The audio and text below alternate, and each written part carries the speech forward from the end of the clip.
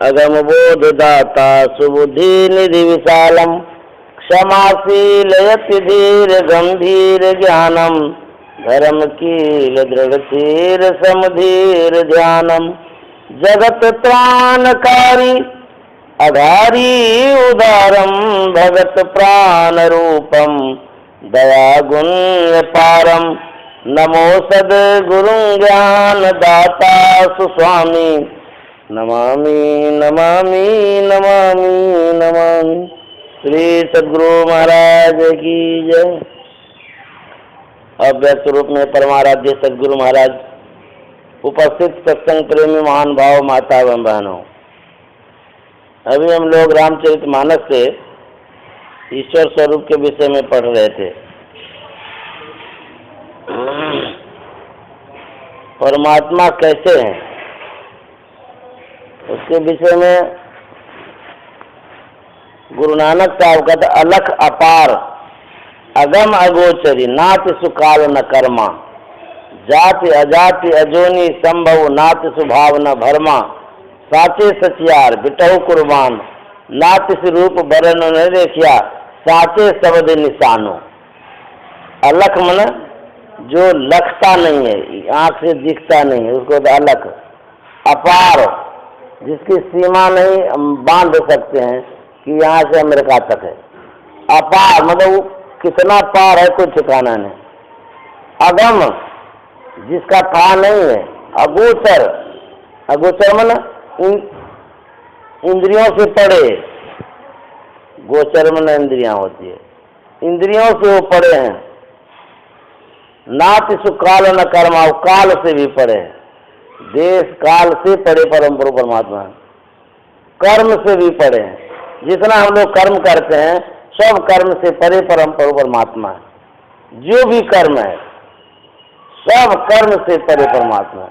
हम लोग जो करते हैं चाहे ध्यान ही क्यों न करते हो, सब कर्म से परे परमात्मा। जाति अजाति उसका न कोई जात है न कोई है, वो जाति से भी परे हैं, धर्म से भी परे हैं, सबसे वो परे हैं। गुरु नानक साहब ने कहा वह परमात्मा कहाँ है? कहता आपके अंदर में है। काहे रे बन खोजन जाई सर्व निवासी सदा लेपा तो हे संग समाई। परमात्मा को खोजने के लिए कहीं जाने की आवश्यकता नहीं है, वो हमारे अंदर में ही है। इस तरह से उदाहरण दिया जाता है। गोस्वामी तुलसीदास जी महाराज ने ईश्वर स्वरूप के विषय में क्या कहा? अगुण अदभ्र गिरा गोतीता सब दर्शी अनवद्य अजीता निर्मल निराकार निर्मोहा नित्य निरंजन सुख संदोहा प्रकृति पार पवु सब उर्वासी ब्रह्म निरी विरज अविनाशी। प्रकृति पार कितनी प्रकृति है, कितना प्रकृति है, क्या वो प्रकृति है?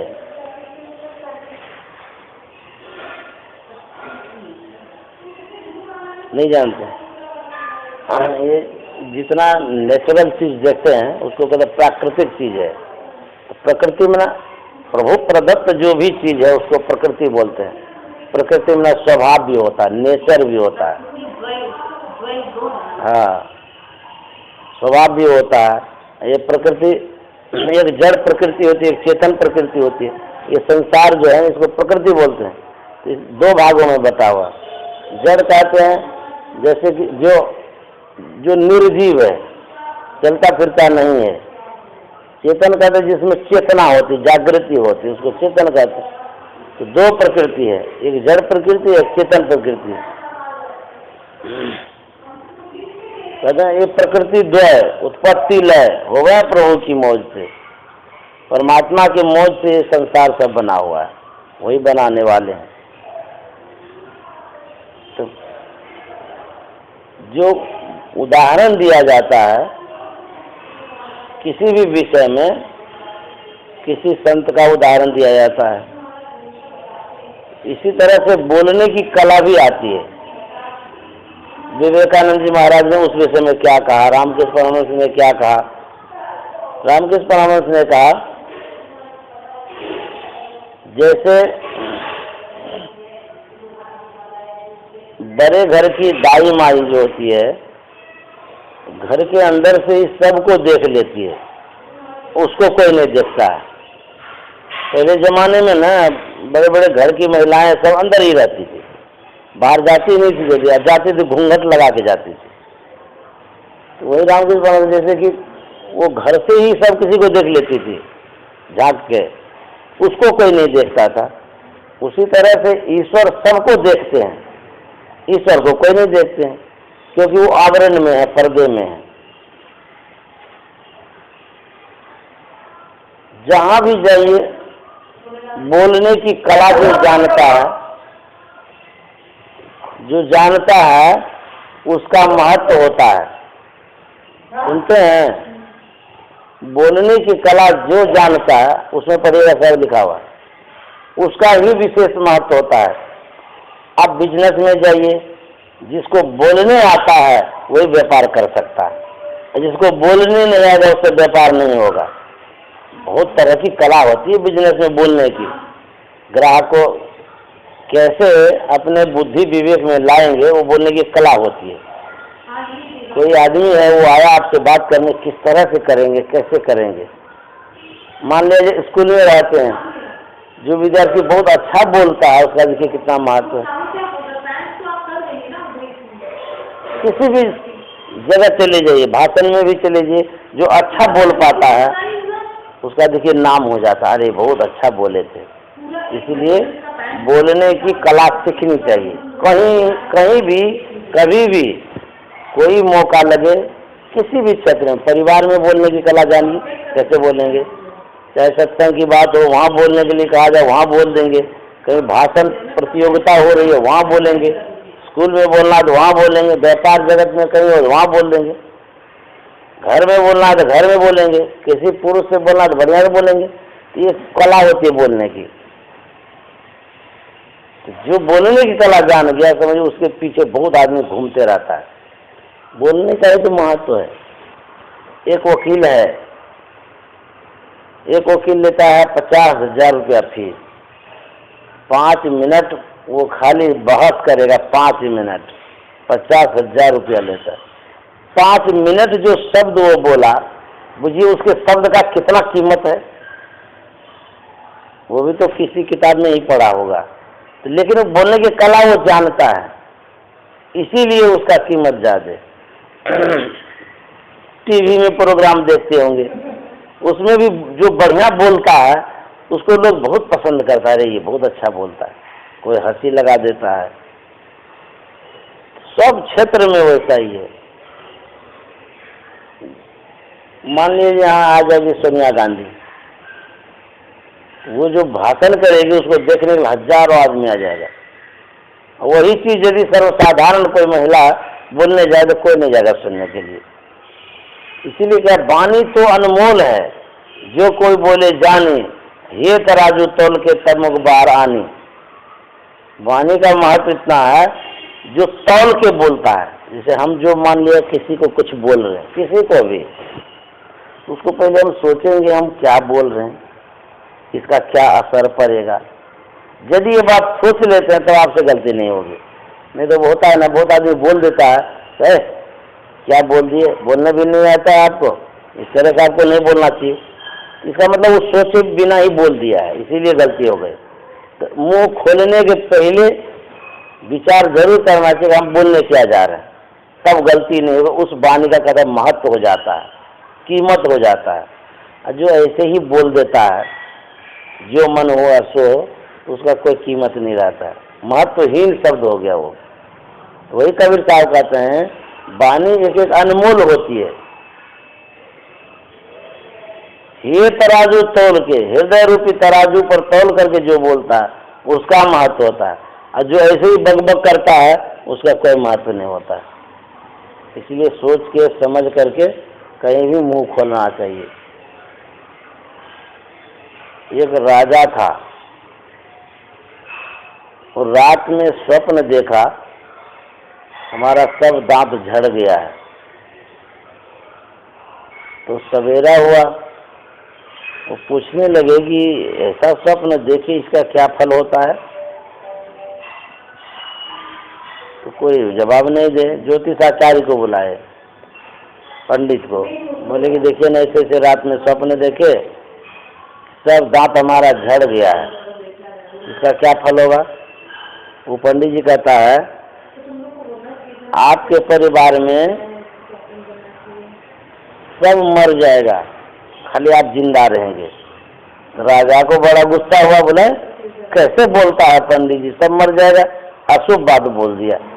कहा कि इसको हाथी के तले कुचलवा दो। बेचारा जो जानता था वही तो बोला, बोला हाथी के तले इसको कुचलवा दो, मर गया बेचारा। फिर दूसरे ज्योतिष को बोला, हो दूसरा ज्योतिष आया, उसको बोले कि रात में हम स्वप्न देखे हमारा सब दांत झड़ गया, इसका क्या फलाफल होगा? वो कहता वाह क्या कहना है, इसका फल बहुत अच्छा फल है, बहुत शुभ बात है। बोले क्या शुभ बात है? बोले शुभ बात, आप तो दीर्घायु हैं, लंबी आयु वाले हैं, बहुत दिन तक आप जिएंगे। खुश हो गए, बोले कि इसको हाथी इनाम में दे दो। बात तो ये की है भाई, आप ज्यादा दिन तक जिएंगे, उसके पहले आपके परिवार जाएंगे या नहीं जाएंगे? वो बोल दिया कि आपके परिवार पहले मर जाएंगे, तो दोनों तो बात एक ही है। लेकिन वो जो बोला बढ़िया ढंग से, इतना खुश हो गया, खुश होकर के उसको हाथी इनाम में दे दिया। तो कहता बातों हाथी पाइए, अब बातों हाथी पाओ, मतलब बात से हाथी मिल गया इनाम में, अब बात से हाथी के नीचे को चलवा दिया।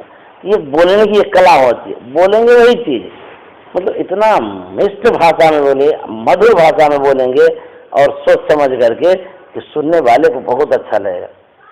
तो जब सुनने वाले को बहुत अच्छा लगता है तब तो कहना ही क्या है, आपकी बड़ाई होगी, नाम लेंगे, अरे बोलने बहुत अच्छा है।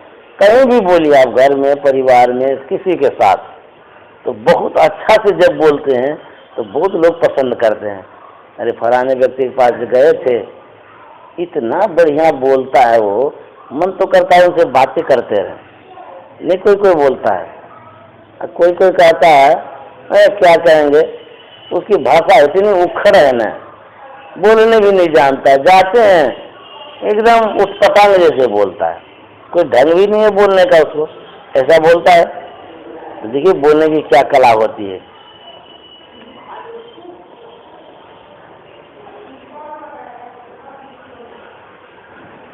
वाणी का प्रभाव भी होता है, किसी के पास आप बोलेंगे उसका अलग अलग प्रभाव पड़ेगा। बड़े आदमी है, छोटे आदमी है, कोई भी है, उसका क्या प्रभाव पड़ता है। एक हुजूर का उदाहरण देते हैं। कुप्पा घाट में अररिया से आए थे अशोक अग्रवाल जी सपरिवार, वहीं अररिया भवन है कुप्पा घाट में, वहीं वो रुके हुए थे। उनके साथ एक छोटा सा लड़का था, नन्ना मुन्ना। अब हुजूर के बोलने की क्या कला थी, यदि बच्चा उनके सामने आते थे, पता नहीं हुजूर बच्चे जैसे बन जाते थे। बच्चा को भी लगता था कि हमारे बराबर के आदमी हैं, इतना बढ़िया से बोलते थे, बच्चा की तरह बोलते थे। तो वो बच्चा बड़ा वो था, होशियार थोड़ा तो छोटा था, बोलने में बहुत तेज था, खूब बात करता था हुजूर से। जब जब हुजूर से मिलने जाते थे, हुजूर भी बात कर लेते थे उनसे। जब जाने का समय हो गया, अब कल जाएगा, तो शाम के समय हुजूर टहलने जा रहे थे, उसी अररिया भवन होकर के जा रहे थे। तो लड़का उसी कमरे से निकला, फट से हुजूर के आगे चला गया, प्रणाम कर लिया। तो बोलता बाबा अब तो हम जाएंगे, तो तलाक नहीं बोलता बच्चा। तो हुजूर कहते हैं क्यों जाएंगे, ठीक है, बोलने का ये आवाज में देखिए ऊपर चढ़ाव हो रहा है। हुजूर कैसे बोलते हैं बच्चे की तरह, कहते क्यों जाएंगे। बोले कि अब तो हो गया नहीं, यहाँ समय तो हो गया, अब तो जाना पड़ेगा, वहाँ स्कूल खुल गया है, तो पढ़ने के लिए जाएंगे। तो हुजूर कहते हैं कि क्या कष्ट हो गया आपको, दिक्कत हो गया कोई खाने पीने में। बोले नहीं कोई दिक्कत नहीं हुआ है, स्कूल खुल गया, हम जाएंगे पढ़ने के लिए। तो बोले कि यहीं हम नाम लिखा देते हैं। हुजूर बोले यहीं नाम लिखा देते हैं, खाना पीना जो भी है सब प्रबंध कर देंगे, आप यहीं रहिए, आपसे बात करके हमको बहुत अच्छा लगता है। बोले नहीं नहीं, हमको जाना तो पड़ेगा वहाँ, हम चले जाएंगे अब। हुजूर कहते हैं कि आप थे तो कितना अच्छा लग रहा था, अब आप चले जाएंगे हमारा मन नहीं लगेगा।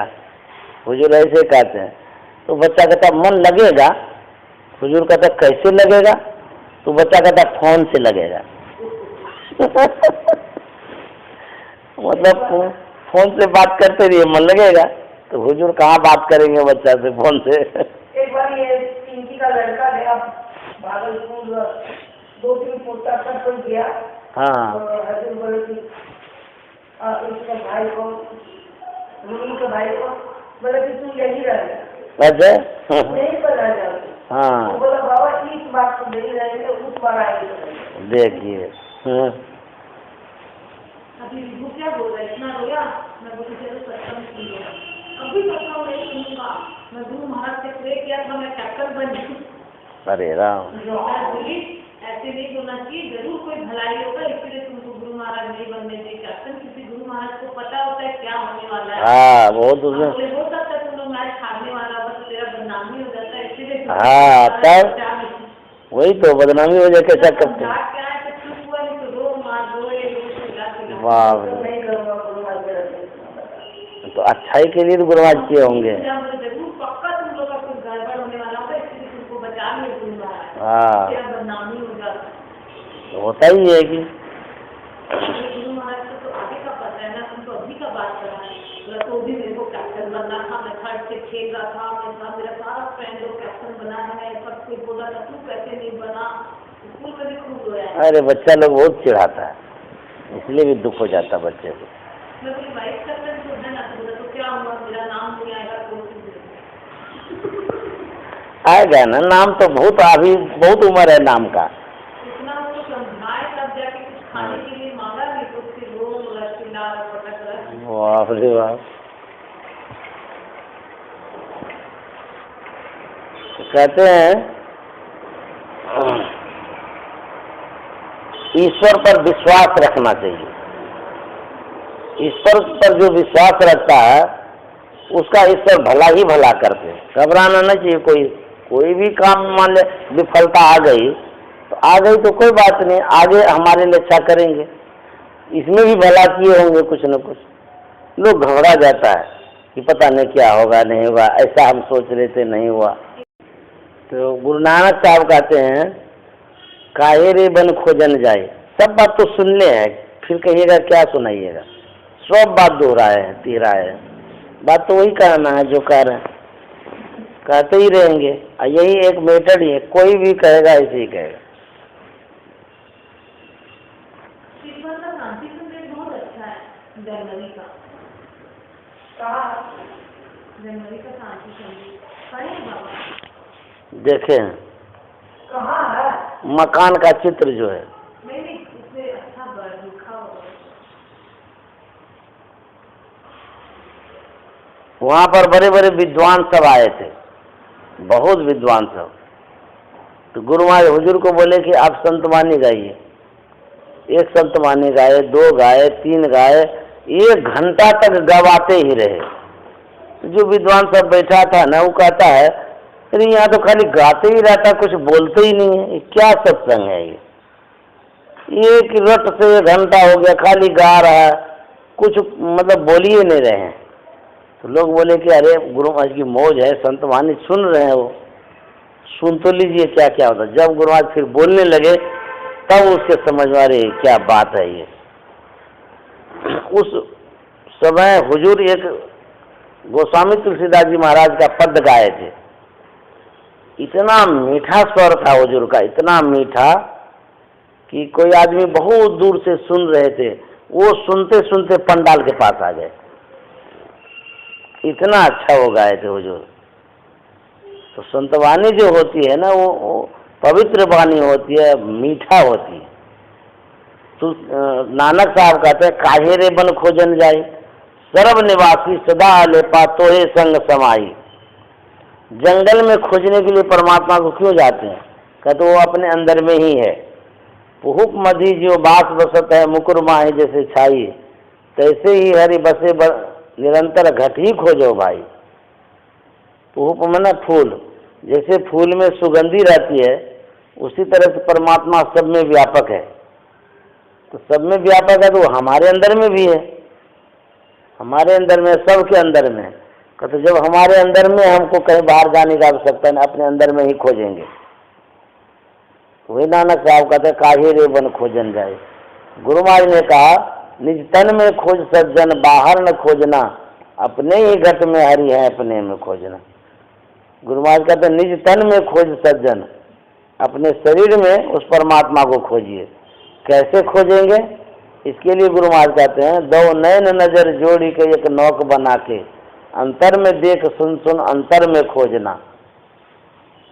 दो नैन नजर जोड़ी के, अब दो आंख जो है कहते हैं उसको जोड़िए, तो आंख को कैसे जोड़ेंगे? तो आंख को पकड़ के जोड़ना नहीं है, आंख में जो चेतन धारा है उसको कहते हैं मिलाने के लिए। कहाँ मिलाएंगे? जहाँ गुरु ने बतलाया है मिलाने के लिए। गुरु इंगित स्थान पर जब दृष्टि धारों को मिलाएंगे तब क्या होगा? दृष्टि टिके श्रुत धुन रमय अस्करु गुरुदाया। दृष्टि जब स्थिर हो जाएगी तो प्रकाश हो जाएगा। प्रकाश जब होगा तो कहते हैं उसी में आवाज होती है, ध्वनि होती है परमात्मा की। तुलसी साहब ने कहा है आ रही दूर से सदा तेरे बुलाने के लिए। परम प्रभु परमात्मा के तरफ से आवाज आ रही है। जीव को पुकार रहे हैं, बुला रहे हैं, लेकिन ये सुनते ही नहीं। क्या हो गया है? कहते संसार में इतनी आवाज हो रही है, इतना हलचल हो रहा है, परमात्मा के आवाज को सुनते ही नहीं है। हमारे कान में कम से कम 30 फ्रीक्वेंसी तक आवाज सुनने की क्षमता है, अधिक से अधिक 30,000। इससे ज्यादा नहीं सुन सकते। बहुत आवाज होगी उसको भी नहीं सुन सकेंगे, बहुत कम आवाज होगी उसको भी नहीं सुन सकेंगे। एक आदमी था, पति पत्नी गया गंगा स्नान करने के लिए, बहुत भीड़ थी, इतनी भीड़ कि लोग कसम कस था वहां पर। तो पति बोले कि हम जा रहे हैं स्नान करने के लिए, तुम कपड़ा रखो, स्नान करके हम आ रहे हैं। तो पति गए गंगा स्नान करने के लिए, डुबकी लगा करके स्नान करके आ रहे थे, लेकिन उनको ये ख्याल नहीं रहा कि हमारी पत्नी किस जगह है।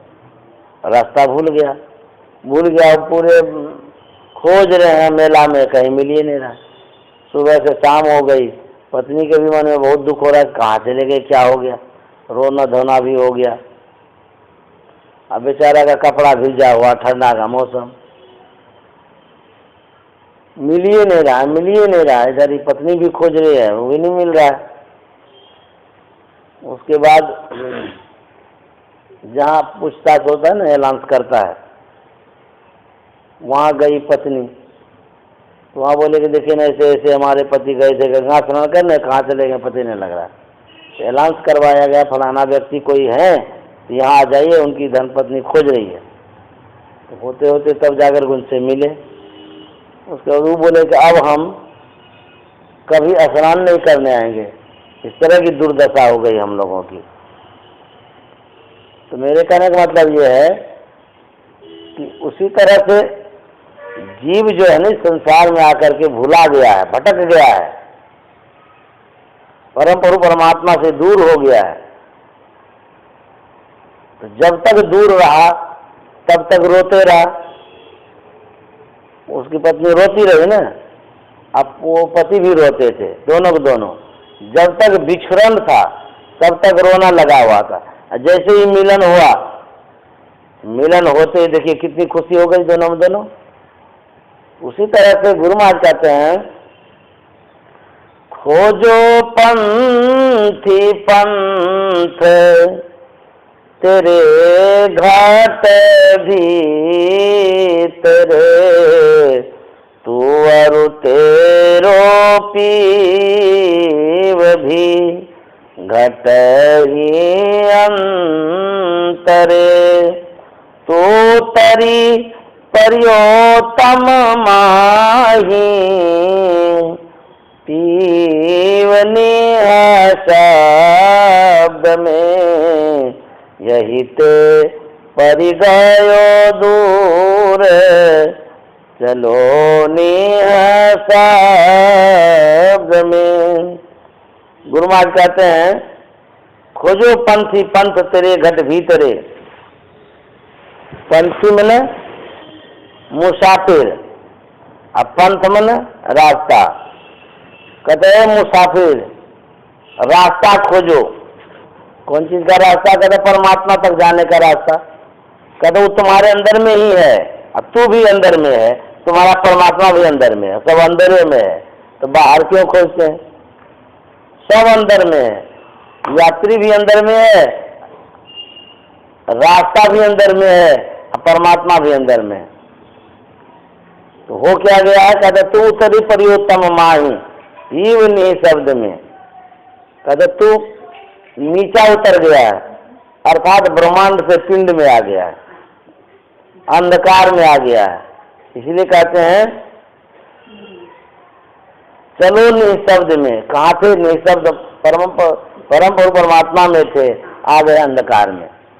यही थे परि गए दूरी, यही दूरी हो गई है, हम अंधकार में आ गए, परमात्मा निःशब्द में है। इसी के लिए गुरु महाराज कहते खोजो पंथी पंथ तेरे घट भीतरे। राधा स्वामी साहब कहते हैं, इस नगरी में तिमिर समाना, भूल भरम हर बार, खोज करो अंतर उजियारी, छोड़ चलो नौ द्वार। तो गुरु महाराज कहते हैं, इस तन के नौ द्वार में पूर्ण अंधकार। ये जो शरीर है, कहते हैं सब पूर्ण अंधकार है, सुरती फंसी है, मंझार बजो साध गुरु। अंधकार होने के कारण सूरत फंस गई है, उलझा गई है, भजो साध गुरु है। गुरु महाराज कहते हैं हमारी जो सूरत है, हमारा जो ख्याल है, अंधकार में भूल भटक गई है, इसीलिए आगे नहीं बढ़ पाती है, इसको रास्ता नहीं मिल पाता है। कहते हैं तन नव द्वारे हो रामा, अति ही मलिन हो ठामा, त्यागी चरुदस में द्वारे सुख पाओ रे भाई। तन नव द्वार हम रामा, शरीर में 9 द्वार है, और कहते नवो द्वार, कहते अति ही मलिन हो ठामा, गंदगी भरा हुआ है। कान में गंदगी है, आंख में गंदगी है, नाक में गंदगी है, मुंह में गंदगी है, मलमूत्र विसर्जन जो करते हैं सो भी गंदा ही गंदा है। तो जितना नीचे जाते हैं गंदगी उतनी विशेष महसूस होती है। जैसे सबसे ऊपर में क्या है? आंख है ना? आंख से मान लिया किसी निकलता है, मान लिया आपका कोई फ्रेंड है तो कभी कभी आंख से पोंछ भी देता है, ऐसे हाथ से भी पोंछ दिया, रुमाल से भी पोंछ दिया। कान से जब निकलता है तो थोड़ा सा लगता है कि कान का गंदा ज्यादा है, मन में होता है, उसको भी पोंछ देता है। और जब नाक से निकलता है तो छूना भी नहीं चाहेगा।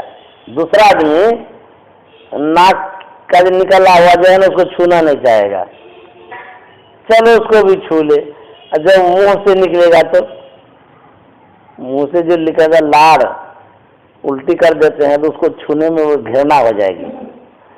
देखिए ऊपर से जब नीचे आ रहे हैं, ऊपर से जब नीचे आ रहे तो गंदगी बढ़ रही है ना।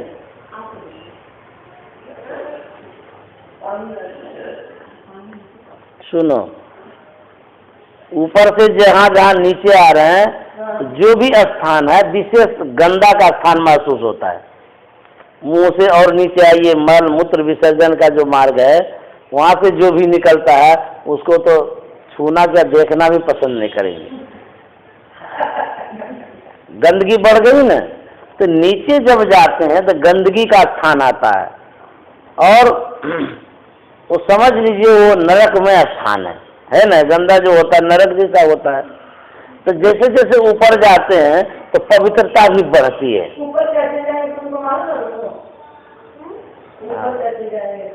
वही तो सीख रही है। कहते जैसे जैसे हम ऊपर जाते हैं वैसे वैसे गंदगी कम महसूस होती है। मुंह से नाक में, नाक से आंख में जब आए तो गंदगी कम हो गई। कहता आँख से भी जब ऊपर जाते हैं, ये माथा जो है ना बहुत अच्छा है, इसको सब कोई पूछता है, पोछता है, छूता है। माथा जो आँख से भी पवित्र समझा जाता है। ये ज्ञान का स्थान है। ये इसको ब्रह्मांड भी बोलते हैं। तो आँख से भी ऊपर माथा, ये गंदा उतना नहीं होता है, और जो भी गंदा होता है आँख से पवित्र ही रहता है। आँख से तो ये गंदा विशेष होता है, इसको छुएंगे तो उतना गंदा महसूस नहीं होगा। ये तो वह शरीर की बात है। इस शरीर में भी इसी तरह से तल है ना, 5 भागों में बांटा गया है इस शरीर को। पारा न पश्चंती न मध्यमा न बैखरी न वर्णात्मक हत धुन नहीं कोई, ऐसा कहा गया है। तो नीचे जो है गुदा मार्ग है, नाभि चक्र है, स्वाधिष्ठान है, मणिपूरक है, इस तरह से, और है आज्ञा चक्र है। 5 चक्र है भीतर में। तो नीचे से होते होते ऊपर आते हैं। तो आज्ञा चक्र जो है ये गंदगी से ऊपर का स्थान है। ये आज्ञा चक्र, जिसको छठा चक्र कहते हैं, और 10वां द्वार भी कहते हैं इसको। आँख से जैसे ऊपर हुए तो पवित्र स्थान हो गया। संत महात्मा कहते हैं इस आज्ञा चक्र में जो प्रतिष्ठित होता है, कहते ये बहुत पवित्र स्थान है। शरीर 2 भागों में होता है। आँख से नीचे का जो भाग है संत महात्मा का, तो उसको पिंड बोलते हैं। पिंड माने शरीर, आँख से नीचे का भाग पिंड है, आँख से ऊपर का भाग जो है ब्रह्मांड है। पूरा ब्रह्मांड इसमें समाहित है। और जानते हैं इधर जो कुछ भी है, इधर कुछ है नहीं। हार मांस चमड़ा हड्डी खून पेशाब पैखाना ये सब है। आँख से जो ऊपर जो कुछ है वही सब कुछ है। ज्ञान है, बुद्धि है, विवेक है, वैराग्य है, मन है, सब ऊपर में है। इधर जितना सब कचरा है। ऊपर में गंदगी नहीं है। ये जो मस्तिष्क है ना, यहाँ गंदगी नहीं है। गंदगी आँख से नीचे ही है सब, ऊपर में कोई गंदगी नहीं है। तो कब ये शरीर का हुआ, इसको पिंड कहते हैं, उसको ब्रह्मांड कहते हैं। कोई भी जब अंतराकाश में, आकाश में जो कोई जाता है, जैसे चंद्रमा पर जाता है, सूर्य पर जाने का प्रयास करता है, कहीं भी जाता है ऊपर में, उसमें क्या होता है, जिस रॉकेट से जाते हैं तो ये नीचे धरातल में जो चुंबकत्व है, धरती में चुंबक का गुण है, ऊपर में भी चुंबक का गुण है। ऊपर भी खिंचाव होता है, नीचे भी खिंचाव होता है। एक स्थान आता है जहाँ सेंटर, जिसको कहते हैं बीच, ऊपर का और नीचे का सेंटर होता है। ये जब वहाँ पर रॉकेट जाता है तो वहाँ खिंचाव होता है पृथ्वी के तरफ से, और उधर भी खिंचाव होता है, बीच में फंस गया तो वहाँ विशेष शक्ति लगा करके उस पार चला जाता है। और कहीं विशेष शक्ति नहीं लगाता, ऐसा लटकेगा, लटकले रह जाएगा, फिर मुश्किल हो जाएगा। तो विशेष शक्ति से उस पार जाते हैं चंद्रमा की तरफ। उसी तरह से ये जो सेंटर है, ये पिंड और ब्रह्मांड, ब्रह्मांड के तरफ से परम पुरुष परमात्मा की तरफ से खिंचाव हो रहा है जीव के लिए तो ऊपर आ जाए। ये जो पिंड है इसमें भी खिंचाव हो रहा है, वो संसार की तरफ बहाता है। एक संसार की तरफ ले जाने वाला है, एक परमार्थ की तरफ ले जाने वाला है। कहते हैं कि जो साधक वहां पहुंचता है आज्ञा चक्र में, तो आज्ञा चक्र से वो ऊपर जाना चाहता है, तो जैसे वो ऊपर जाना चाहता है संसार इधर खींच लेता है उसको, क्योंकि इधर खिंचाव है ना, गुरुत्वाकर्षण है। यदि इस आज्ञा चक्र से कोई ऊपर उठ जाता है तो समझ लीजिए उसका सब चीज इधर का छूट गया, खिंचाव समाप्त हो गया। तब साधक का खिंचाव ऊपर का हो जाता है, इधर का नहीं होता है। वही कहते जो ध्यान करते हैं तो पिंड और ब्रह्मांड के बीच में वहाँ पवित्र स्थान है। तो उसके लिए गुरु नानक साहब कहते नौ दर था के धावत रहाए, 10वें निज घर बासा पाए। 10वां उसको स्थान बोलते हैं, पिंड से जब ऊपर जाते हैं। इसको 3 स्थानों में संत महात्मा बांटते हैं। कहते 3 अवस्था तजो भजो भगवंत, मन क्रम वचन अगोचर व्यापक व्याप अनन्य। ये संत मत का साइंस है, इसीलिए समझना चाहिए। 3 अवस्था होती है, जागृत स्वप्न सुषुप्ति। आपसे पूछा जाए आप कहाँ रहते हैं, जब भी आपसे पूछा जाए कहाँ रहते हैं तो क्या कहिएगा? पता है आपको? शरीर में, हमारे शरीर में कहाँ है? इस शरीर में आप कहाँ रहते हैं? ये जो शरीर है ना, आप तो शरीर नहीं ना है, हाथ आप नहीं है, पैर नहीं है, फिर कुछ भी नहीं है। आप जो कुछ भी हैं तो भीतर में रहने वाला है ना आत्मा। तो वही जो आत्मा है उसी के लिए हम कह रहे हैं आप कहाँ रहते हैं शरीर में। पैर के अंगूठा पर रहते हैं कि पेट पर रहते हैं कि गर्दन में रहते हैं, माथा में रहते हैं, कहाँ रहते हैं नहीं ये पता। ठीक है, जैसे कि शरीर में जीवात्मा रहता है, शरीर में कहाँ रहता है यदि कोई पूछ दे तो उपनिषद में लिखा हुआ है, जागृत स्वप्ने तथा जीवो गच्छत्या गच्छति पुनः नेत्रस्थं जागृतं विद्यात् कंठे स्वप्नं समाविशत्।